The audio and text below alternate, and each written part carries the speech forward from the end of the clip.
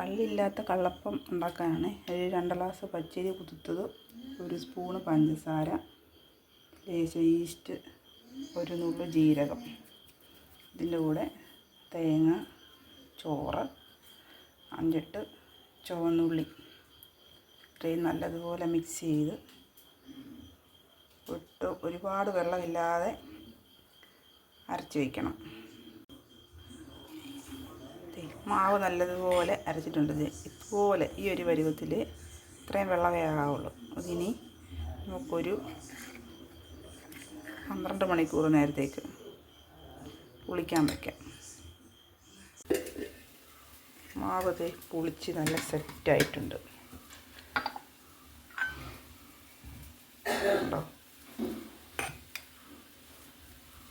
ഇതിലേക്ക് ഉപ്പിട്ട് കൊടുക്കാം.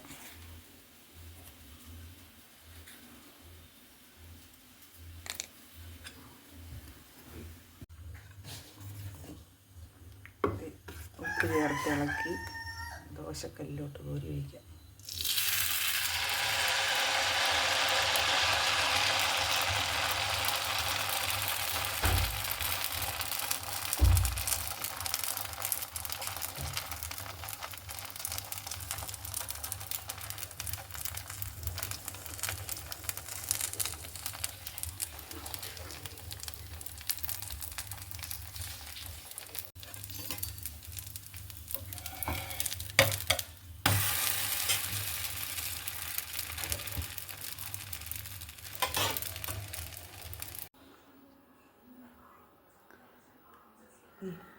കള്ളപ്പം റെഡി ആയിട്ടുണ്ട്.